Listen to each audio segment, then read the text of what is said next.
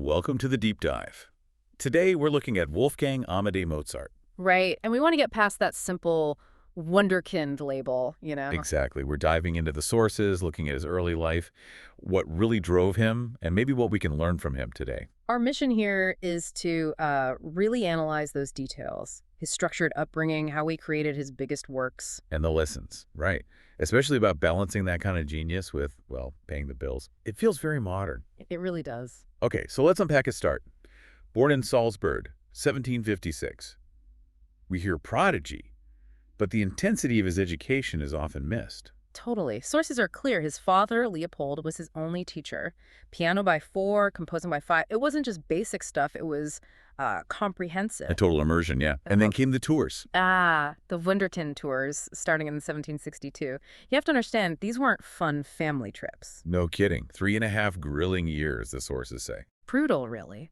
The goal was exposure courts, cultures, music across Europe. It was education by fire, designed to build resilience as much as skill. That intense start must have laid the groundwork for everything that followed. So how did he take all that structure and exposure and turn it into something revolutionary? Well, what's fascinating is his ability to synthesize. Scholars call it universalitat, this knack for pulling everything together. Sort of mixing things up. Exactly. He'd combine, say, the drama of Italian opera with dense counterpoint, the kind he learned later from studying Bach and Handel, things you wouldn't expect to mesh. So he wasn't just writing catchy tunes, he was an architect, thinking deeply about structure. Precisely. And the result, contemporaries called it vollendet Gestaltung perfected form. It sounds effortless, but the complexity underneath is immense. But, the real catalyst, the thing that unlocked his greatest work, was his push for freedom. Okay, this is where it gets really interesting, isn't it? The big break in 1781. Yeah, it was dramatic. He essentially told his patron, the Archbishop in Salzburg, Hieronymus von Colloredo, that he was leaving. Just walked away. To become a freelancer in Vienna, that sounds incredibly risky for the time. It's a huge risk, but it paid off creatively. That freedom is what allows works like Figaro or Don Giovanni to happen. And he changed opera, right? Yeah. Gave the orchestra a bigger role. A much bigger role. He used it to give characters musical depth, individuality. It wasn't just accompaniment anymore. Wow. But think about the workload that came with that freedom. His last 3 symphonies, Die Zauberflöte, composed in unbelievably short periods, right up until his death at just 35 in 1791. Which brings us to that modern lesson you mentioned, the cost of autonomy. We see the genius, but the sources show a real struggle, especially financially. Oh, definitely. Even when he was earning what was called an exorbitant income in Vienna around the mid-1780s, he was often in debt. Why was that? Just living large. Partly that, a high standard of living, but also there was an economic crisis. The Russo-Austrian War didn't help.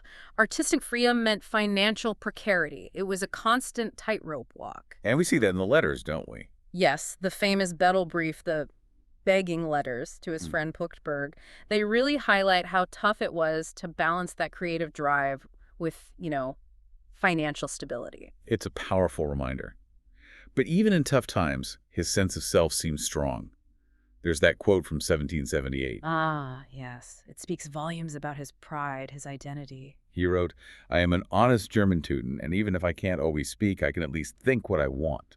Even when facing problems, that core belief in his own worth, his own thoughts remained. It wasn't tied to his bank account. Powerful stuff.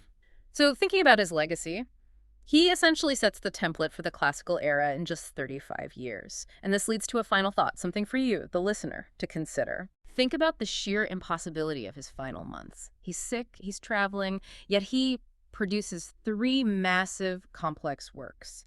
Die Zauberflöte, La Clemenza di Tito, and most of the Requiem. All in about 4 months. Right. What does that final, intense burst of creation tell you? What could possibly drive someone to achieve something like that under those conditions? Wow. What stands out to you about that intensity?